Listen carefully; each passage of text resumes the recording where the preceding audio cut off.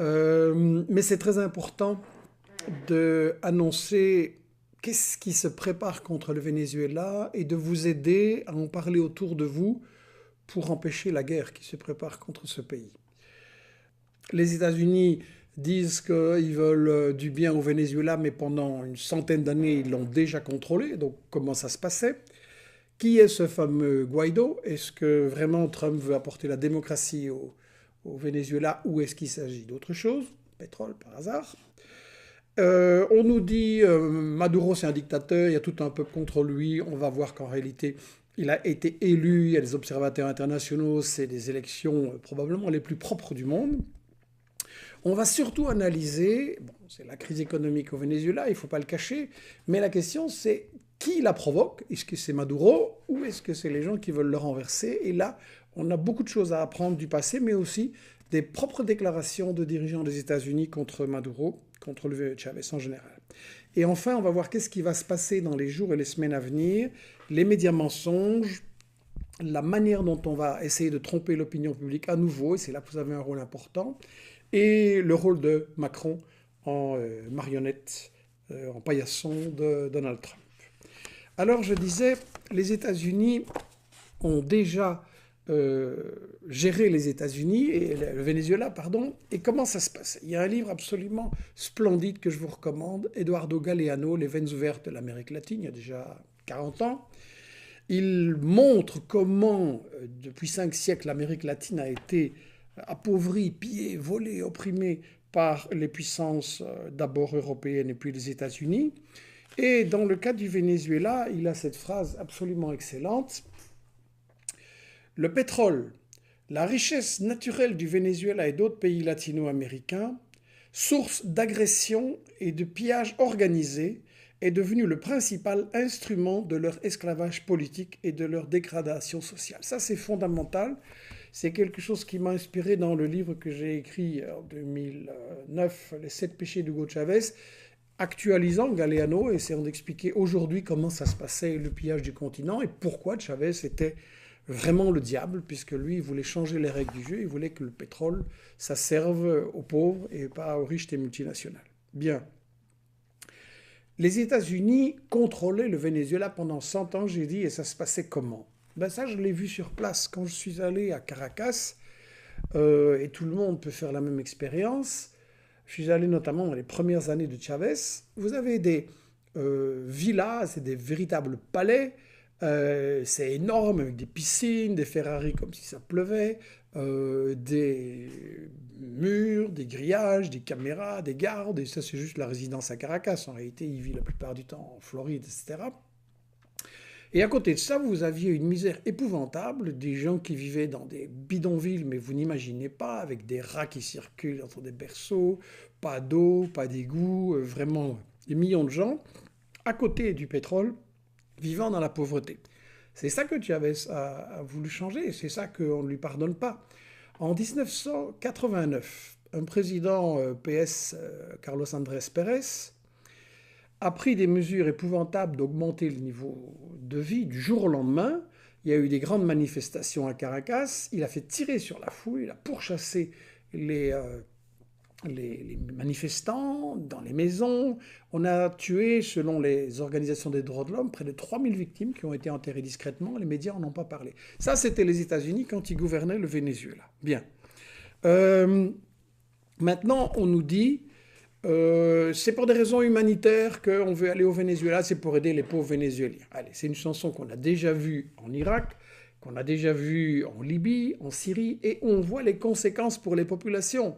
Il y avait des problèmes, ok, il n'y avait pas beaucoup de liberté, ok, mais en attendant, tout est pire. Avec les interventions des États-Unis, ils ne sont pas la solution, ils sont le problème, ils sont la cause fondamentale. Alors, quand on voit le Nouvel Obs, ici, qui nous dit, mais vous pouvez prendre tous les médias français, c'est la même chose, le jeune Juan Guaido fait rêver le peuple qui manifeste en masse pour le soutenir, mais parviendra-t-il à faire tomber ce régime chaviste qui a détruit le pays? Voilà. On est en plein dans la propagande, typiquement médias français et internationaux, mais si on veut comprendre ce qui se passe vraiment aux États-Unis contre le Venezuela, il faut en fait écouter ici les dirigeants eux-mêmes des États-Unis. Ça, c'est ce que j'appelle l'axe du mal, les trois ténors de la politique US aujourd'hui. Vous avez à gauche Elliott Abrams, là, les mains croisées. C'est l'envoyé spécial des États-Unis au Venezuela. C'est un bandit, c'est un gangster. Il a dirigé, soutenu, organisé les politiques d'escadron de la mort et les politiques de répression des gouvernements d'Amérique centrale, par exemple. Il a appuyé Rios Montt, dictateur du Guatemala dans les années 80, qui a commis un génocide contre la population indienne. C'est un criminel de guerre.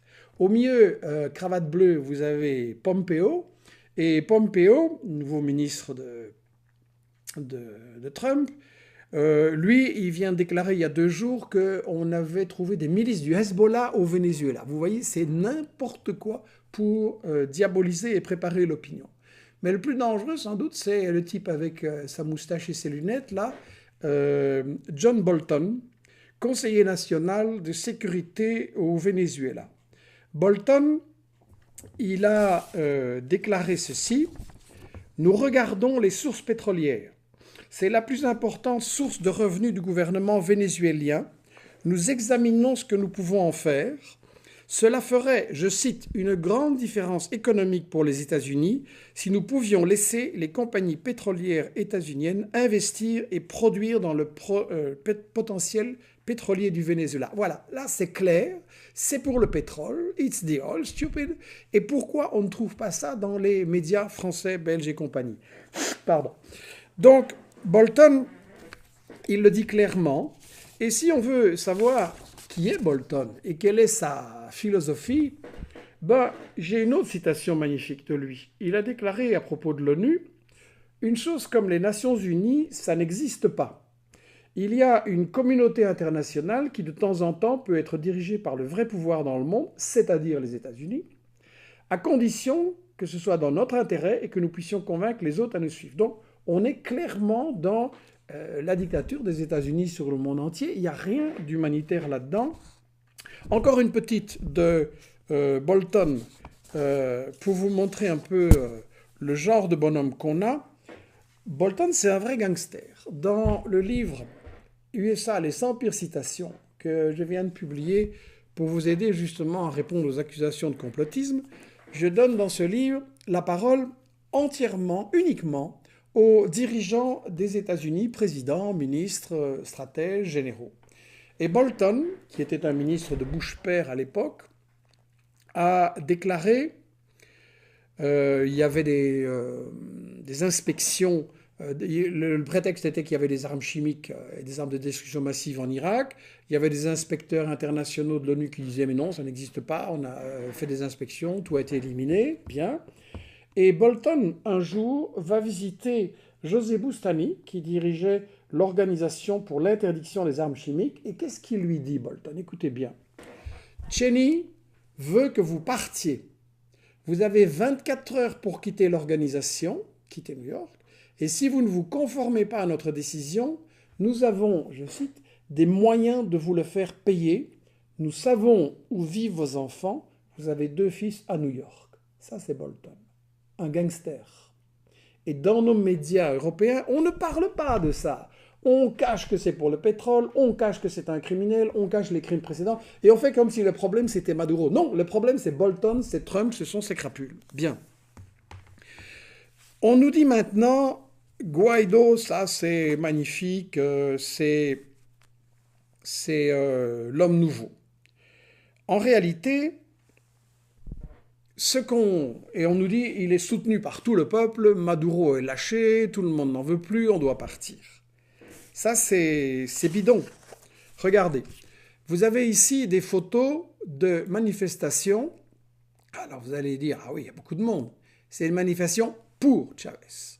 Jamais vous allez voir ces photos à la télé et dans les médias occidentaux. Alors qu'il y a des manifestations énormes, beaucoup plus importantes que celles pour Guaido. Vous avez vraiment des manifestations très très importantes, aussi encore des images, bien. Et ce qu'on ne nous montre pas à propos de Guaido, c'est qu'en réalité, c'est vraiment l'agent des États-Unis. Regardez la manifestation de Guaido ici. on enlève le drapeau vénézuélien et on hisse le drapeau des États-Unis. Regardez celle-ci également.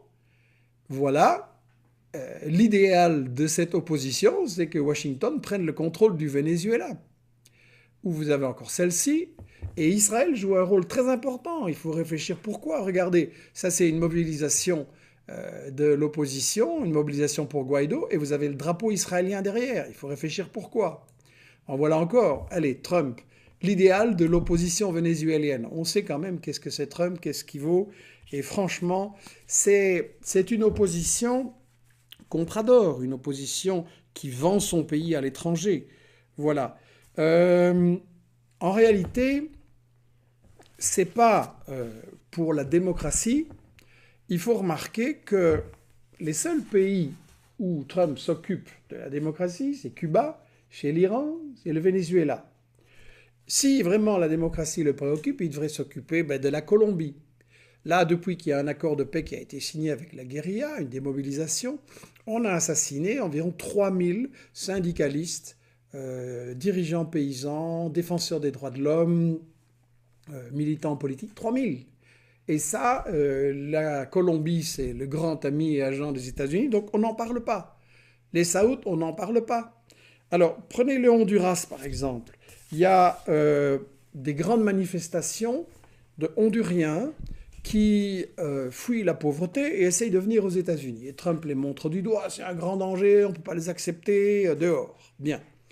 La chose qu'on cache systématiquement, c'est qu'en réalité, au Honduras, il y a eu un coup d'État qui a chassé le président élu Zelaya, qui était un grand propriétaire terrien, un grand propriétaire de terres catholiques, qui avait voulu redistribuer et aider les pauvres dans son pays. Coup d'État militaire remplacé. Et donc maintenant, au Honduras, il y a des élections bidons. Si vous les critiquez, vous allez en prison. Il y a des exemples. Et Trump dit, voilà, ces Honduriens, là, c'est un danger pour les États-Unis. Mais non, c'est vous qui avez détruit ce pays, qui avez empêché les pauvres de survivre et qui avez fait un coup d'État militaire. Et ça, non plus, on n'en parle absolument jamais. Donc en fait, quand on attaque le Venezuela, on cache que, un, c'est pour voler sa richesse pétrolière, et deux, c'est pour tuer l'espoir en Amérique latine. Ils ont réussi une série de coups d'État, de manœuvres, de changement de régime en Équateur, au Brésil, en Argentine. Pour le moment, le camp de la gauche recule en Amérique latine, mais ils ont vraiment l'idée de démolir le Venezuela, et après ce sera la Bolivie et le Nicaragua. Et donc c'est vraiment tuer l'espoir en fait. Alors là, on nous dit Maduro, c'est un dictateur, les élections, c'est une fraude, etc. Bien.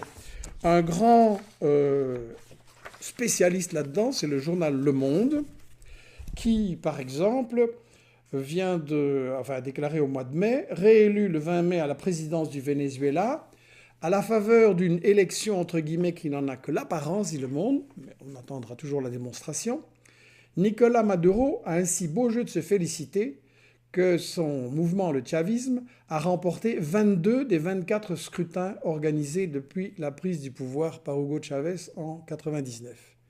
Attention, il a donc remporté 22 des 24 scrutins, mais c'est un dictateur, mais alors pourquoi il n'a pas remporté les deux qui manquent, hein? Là, il a perdu un référendum, il a perdu aussi une élection à l'Assemblée nationale, et si c'est vraiment une dictature absolue, comment ça se fait qu'il a laissé perdre deux scrutins? Le Monde raconte n'importe quoi. Et en réalité, les élections au Venezuela sont hyper contrôlées. C'est un des meilleurs systèmes au monde. Il y a le président Jimmy Carter, l'ancien président des États-Unis, qui a une ONG qui examine la validité, la fiabilité des élections. Et il a déclaré que c'était le meilleur système au monde. Pourquoi? Parce qu'ils ont un vote électronique et un vote papier. Les machines sont contrôlées, on contrôle les deux, il faut que les résultats concordent, sinon on recommence.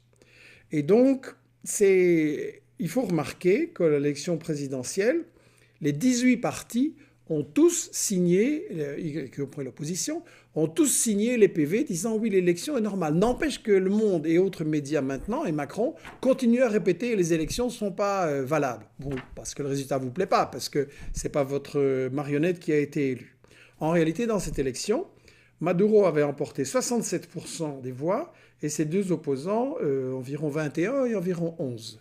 La réalité, c'est que l'opposition de droite s'était divisée. Certains avaient obéi aux États-Unis en disant on ne va pas participer, pour pouvoir dire voilà, c'est des élections frauduleuses. Mais en réalité, cette opposition de droite savait qu'ils allaient perdre l'élection parce qu'ils ont commis beaucoup de violence dans la rue. Et les gens, ça au Venezuela, y compris les gens qui ne sont pas pour Maduro, c'est évidemment un pays comme partout, il y a une majorité et une opposition, mais personne ne soutient l'idée de faire une guerre civile comme le fait l'opposition des États-Unis. Voilà un vrai problème au niveau de la façon dont les médias couvrent les élections et mentent en disant que Chavez est un dictateur. Non, il a été élu, les procédures sont régulières, contrôlées par les observateurs internationaux. Simplement, le résultat ne vous plaît pas, alors vous demandez qu'on revote, mais ça n'est pas la démocratie, ça. Maintenant, on va en venir à un point très très important. La crise économique. Ce que nous disent les médias, c'est que l'économie est une catastrophe parce que Maduro a échoué. Bien. Il y a effectivement des fils, il y a effectivement des pénuries, c'est très difficile pour l'instant de vivre aussi avec l'inflation des prix au Venezuela, c'est clair. Ce que les médias ne nous disent pas, c'est pourquoi. Qui a organisé ça? L'économie au Venezuela, c'est une économie, à part le pétrole, qui est capitaliste, qui est dirigée par des grands monopoles comme ici. Donc c'est eux qui gèrent l'économie, donc c'est eux qui ont échoué. Ou bien alors ils font autre chose. Et en fait, ce qu'on ne nous dit pas, c'est que l'économie du Venezuela est sabotée par les États-Unis. Il y a une véritable guerre économique. Aïe, aïe, aïe. Ça y est, Collor, encore complotiste, il voit le diable partout. Bien. Dans le livre que je vous ai mentionné, les 100 USA, les 100 pires citations, j'ai 3 citations qui sont très claires, où les États-Unis et leurs dirigeants disent eux-mêmes « Oui, nous sabotons l'économie du Venezuela pour renverser... Mais bon, la première, c'est pas sur le Venezuela, c'est en 1970, c'est Richard Nixon qui était le président des États-Unis à l'époque. Et Nixon réunit son cabinet, réunit la CIA, et il déclare ceci. On a un assistant qui a transcrit tout simplement la conversation, ça a été déclassifié. Que dit Nixon ? Allende, le président de gauche, qui est candidat au présidentiel du Venezuela, il va finir par être élu, du Chili, pardon, il va finir par être élu d'ailleurs. Allende, dit Nixon, ne peut pas devenir président.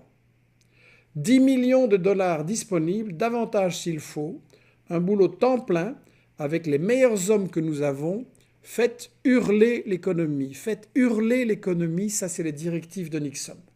Et ça va se passer. Ils vont organiser avec un syndicat de petits camionneurs contrôlés par la CIA le blocage de l'approvisionnement des aliments. Donc toutes les ménagères, évidemment, paniquent parce qu'il n'y a plus d'aliments, il n'y a plus de lait pour les enfants, il n'y a plus de quoi chauffer la nourriture. Et ça va jouer un rôle très très important. L'idée, c'était de retourner la population chilienne contre Allende en disant voilà, on n'aura pas à manger tant qu'on aura ce président. Et ça a joué un rôle très important. Ce que les jeunes doivent savoir, c'est que ça a débouché au Venezuela sur une dictature militaire fasciste qui a duré très longtemps avec le général Pinochet, qui a massacré énormément de gens, qui a torturé, qui a provoqué une explosion de richesse pour le 1%, et les autres, une très très grande pauvreté. Donc, la guerre économique contre le Venezuela, c'est pas nouveau, c'est la recette Nixon, et je vais vous montrer qu'il l'applique absolument contre le Venezuela. Ici, vous avez Lawrence Eagleburger, qui avait été, lui, ministre de Reagan et de Bush père. Il est à la retraite, il est interviewé à la télé, à Fox Télé, et on lui pose la question suivante. Attendons-nous que l'économie vénézuélienne s'effondre ou poussons-nous dans cette direction ? Eagleburger répond, je pense que nous devons pousser. Nous devons user des outils économiques pour faire en sorte que l'économie vénézuélienne aille plus mal et que l'influence du chavisme dans le pays et dans la région, donc l'Amérique latine, s'effondre. Écoutez, tout ce que nous pouvons faire pour que l'économie vénézuélienne s'enfonce dans une situation difficile est bon à prendre. C'est le sabotage. C'est le sabotage de l'économie. C'est vraiment la politique qui a été faite par les États-Unis. D'ailleurs, Mnuchin le secrétaire au Trésor de Trump a déclaré en 2017 des nouvelles sanctions pour, je cite, étrangler le Venezuela. Bien. Une troisième, pour vous montrer que ce n'est pas une déclaration isolée d'un type à la retraite. Ici, c'est Kurt Tiede, un type très important. C'est l'amiral de l'US Navy, donc il commande toute la flotte qui est chargée de faire des sales coups en Amérique latine. Et c'est un document qui a fuité, qui a été publié par une journaliste argentine que je connais bien, Stella Caloni, vraiment excellente. Et dans ce document, il y a son plan. Il dit, nous, États-Unis, le moment d'agir est arrivé. Nous devons, écoutez, intensifier l'insatisfaction populaire en favorisant plus d'instabilité et de pénurie. Voilà, il le dit. La pénurie au Venezuela, c'est la conséquence de mesures organisées par les États-Unis. Nous devons organiser la fuite des capitaux étrangers, la dégringolade de la monnaie nationale en appliquant des nouvelles mesures inflationnistes. Nous devons faire obstruction à toutes les importations, démotiver les investisseurs étrangers, rendre plus critique la situation pour la population. Je dis bien, ce n'est pas des sanctions contre Chavez ou contre Maduro, c'est rendre critique la situation de la population. Nous devons avoir des alliés internes pour qu'ils génèrent des manifestations, des troubles, de l'insécurité, des pillages, des vols et des attentats. Voilà, c'est un amiral Kurt Tiede. Ce type devrait être évidemment au tribunal et en prison. C'est totalement interdit par toutes les lois internationales et la charte de l'ONU. Il n'y a pas un mot dans Le Monde, dans l'IB, dans Le Soir, dans la télé sur les saloperies de ces gens-là. Donc, la crise économique, elle vient de là. Il faut savoir que maintenant, au Venezuela, c'est un pays qui a toujours vécu sur le pétrole déjà avant. C'est difficile de changer ça et de créer une autre économie. Résultat, 80% des aliments, des médicaments, des produits hygiéniques de base, etc. sont importés. Ce qui donne une très très grande possibilité au capital qui importe ça des États-Unis ou d'autres pays, mais surtout des États-Unis, de les stocker, de ne pas approvisionner les magasins pour créer un sentiment de panique, pour faire monter les prix, et après on le revend 10 fois plus cher au marché noir, ou on va même l'exporter à l'étranger, etc.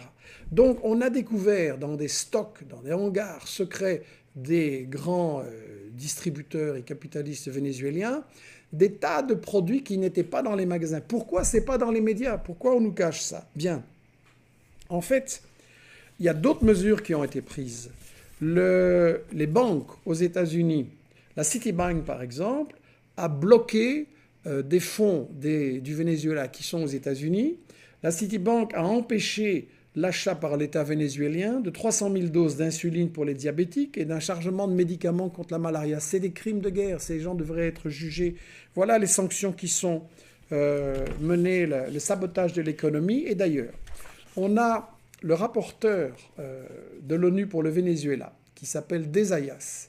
Il a écrit un rapport sur les conséquences des sanctions organisées par les États-Unis et il dit, je cite, « Je pense que lorsque l'ampleur de la misère causée par les sanctions, comme ce fut le cas en Irak, rappelez-vous, Madeleine Albright disant « oui, ça vaut la peine de tuer 500 000 enfants irakiens pour renverser le régime en Irak », tuer 500 000 enfants irakiens en bloquant l'importation d'aliments, de médicaments, de pièces chirurgicales pour opérer, etc. Albright, Irak. Et donc Desayas, je continue. L'ampleur de la misère causée par les sanctions, comme ce fut le cas en Irak ou maintenant au Venezuela, je peux dire que les sanctions contre le Venezuela sont un crime contre l'humanité dont pourra être saisie la Cour pénale internationale pour violation de l'article 7 du statut de Rome. Pourquoi ça n'est pas dans les médias français et belges? Il y a aussi Euroclear, l'agence de coordination des transferts bancaires entre pays occidentaux. Euroclear, des bandits qui avaient été dénoncés par le lanceur d'alerte Denis Robert à l'époque, qui bloque 1,2 milliard de dollars de l'État vénézuélien à Bruxelles. Donc les sanctions ont fait perdre, on a calculé, entre 20 et 25 milliards de dollars au Venezuela. Ce n'est pas un pays tellement riche, c'est important, c'est avec ça qu'il devait nourrir sa population. D'ailleurs, le département du Trésor aux États-Unis se réjouit du sabotage par Washington de cette économie. Je cite, janvier 18, « La campagne de pression contre le Venezuela porte ses fruits. les sanctions financières que nous avons imposées à ce pays obligent le gouvernement à être en défaut de paiement pour sa dette. Nous pouvons assister à un effondrement économique total du Venezuela. Donc notre politique fonctionne, notre stratégie fonctionne et nous la maintiendrons. Voilà des choses qui sont totalement absentes. En fait, le sabotage de l'économie du Venezuela, c'est un crime de guerre, c'est vraiment c'est un crime. C'est une forme de guerre. D'ailleurs, je voudrais lancer un appel en tant qu'éditeur d'Investigation. Je pense que les sanctions économiques contre un pays, le boycott, les blocus, etc., c'est fort sous-estimé. On ne se rend pas compte que ça massacre la population et que c'est une arme de guerre, une arme de chantage pour soumettre un gouvernement, le mettre à genoux. Il faudrait que quelqu'un se charge d'écrire un livre qu'Investigation pourrait publier sur les sanctions comme crimes de guerre, comme violation du droit international. Elles ont été appliquées contre Cuba, contre l'Irak, contre une série d'autres pays. Il faudrait rassembler tout ça et montrer que, voilà, c'est criminel. Je vous ai dit qu'on allait analyser M. Guaido, là, la nouvelle marionnette que montrent tous les médias occidentaux. Et on nous dit, voilà, lui, il va rétablir la démocratie. Il faut savoir que Guaido, c'est un type très violent. C'est un type qui a participé aux manifestations très violentes de l'opposition en 27, en 2007 notamment, et en 2014. Il y a eu des manifestations très très violentes. Ils ont attaqué des hôpitaux, ils ont incendié le ministère du Logement, ils ont assassiné des militants chavistes isolés, ils ont attaqué des artistes, ils ont brûlé des afro-vénézuéliens, ils ont sorti des chauffeurs de bus de leur bus, ils ont mis le feu. Il y a vraiment énormément de crimes. Il y a un général à la retraite vénézuélien qui a été arrêté parce qu'il avait tweeté comment il fallait, entre deux poteaux électriques, placer un fil de fer pour décapiter les motards qui passaient. Donc c'est une opposition extrêmement violente.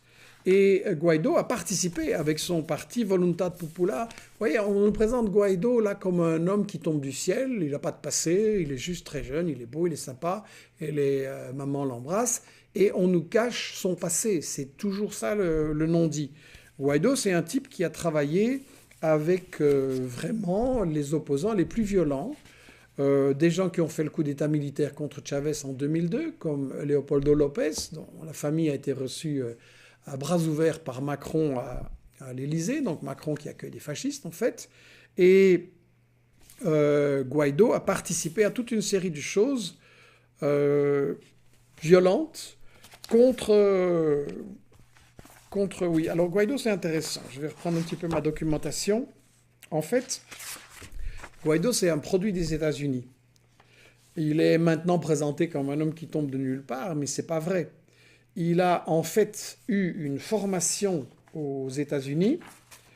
Il a suivi des séminaires et ça, il n'est pas très connu. On nous dit toute l'opposition manifeste pour, mais le principal institut, tout le pays manifeste pour, mais le principal institut de sondage disait qu'il y avait à peine 20% de la population qui le connaissait. Et donc, en fait, ce qu'on attend de Guaido, c'est pas qu'il aille résoudre les problèmes du Venezuela, c'est pas ça le but des États-Unis, c'est qu'il aide à renverser et à Maduro et à envahir le pays militairement. C'est ça, il est là pour foutre le bordel en réalité. Alors sur la biographie de Guaido, je regarde mes petites notes. Il a été à Washington DC pour travailler avec le Fonds monétaire international, avec Milton Friedman et les Chicago Boys, ça c'est son copain John Goycochea. Ce type a reçu $500 000 de primes de Milton Friedman, et Friedman c'est un institut des pires économistes néolibéraux, et c'est eux justement qui ont guidé et inspiré Pinochet et ses réformes néolibérales au Chili. Donc Guaido, il travaille avec ça, il travaille avec les amis de Pinochet, et il a participé à des actions très violentes en 2014. C'est pas du tout un petit démocrate bien propre sur lui et bien gentil. En fait, l'histoire du sabotage économique, il faut vraiment rappeler l'histoire du Chili. Ceux de ma génération ont vécu ça. Sinon, interrogez vos parents, vos grands-parents. Vous avez ici des images qui vous montrent à gauche en noir et blanc, le Chili en 1970, il n'y a pas de lait, il n'y a pas de sucre, il n'y a pas de pain. Grave difficulté pour obtenir le pain. Voilà, ça c'est les années 70, la déstabilisation du Venezuela. Et maintenant vous avez la même chose aujourd'hui en couleur, la guerre pour le pain au Venezuela, il n'y a pas de jambon, il n'y a pas de papier hygiénique, etc. Donc tout ça, c'est la même chose que l'agression qui a été faite contre le Venezuela. Et je vous montre un petit bloc de Romain Migus, M-I-G-U-S, excellent, qui fait de très bonnes infos sur le Venezuela. C'est un jeune Français qui a vécu là-bas, il vient de revenir en France, mais il suit très très bien l'actualité. Et donc il a fait notamment le blocus contre le Venezuela pour les nuls. Il vous explique très concrètement, le Venezuela ne peut plus utiliser le dollar, les banques refusent tout échange, et les médias n'en parlent pas. Donc c'est normal avec un tel sabotage économique que l'économie ne fonctionne pas bien. Voilà donc Guaido, voilà donc le blocus économique. Ce qu'il faut savoir, c'est qu'on est en train de nous préparer des affrontements violents qui vont servir à des images pour justifier une intervention peut-être militaire des États-Unis ou par la Colombie, soi-disant pour sauver le peuple du Venezuela. En réalité, il faut savoir que les incidents, ça se provoque et ça s'achète. Il y a des documents qui ont fuité, qui ont montré que si vous provoquez dans un quartier populaire très calme du Caracas ou ailleurs, des incidents, vous pouvez être payé 30 $ pour une nuit. Des groupes armés, des milices, peuvent être payés 50 000 $ par les États-Unis et leurs agents pour provoquer des incidents graves dans un quartier, obliger la police à réprimer. Et à ce moment-là, la stratégie, ça va être de montrer ce que fait la police et évidemment de cacher ce qui a été avant. Il y a une journaliste, vous allez trouver ça dans les articles sur Investigation, ou chez Romain Migus, ou dans le très bon site de Thierry Deronne, Venezuela Info, qui est à Caracas. Vous allez trouver des indications des journalistes qui sont appelés pour couvrir les manifestations de l'opposition, et ces gens leur disent « Ne montrez pas ce que nous on fait, montrez uniquement quand la police riposte ». Donc on est dans la manipulation des images, et ça, il faut le savoir, ça va continuer. Regardez cette photo spectaculaire et très belle d'une manifestation, d'un manifestant au Venezuela. Il a obtenu, le photographe qui a fait ça, a obtenu le prix de la photo de l'année par le World Press Photo de l'année 2018 pour cette photo très spectaculaire. Alors là, vous dites, ça y est, encore un manifestant qui est incendié, peut-être il va mourir, par la police de Maduro. Ben non, la photo a été diffusée largement. Ce qu'on n'a pas dit, c'est que le mec qui a fait ça, en réalité, il a lancé un cocktail Molotov pour faire sauter incendier des motos et des combis de la police. Donc c'est un type violent lui-même et il a été maladroit et il s'est enflammé lui-même avec son cocktail Molotov. Ça c'est complètement caché.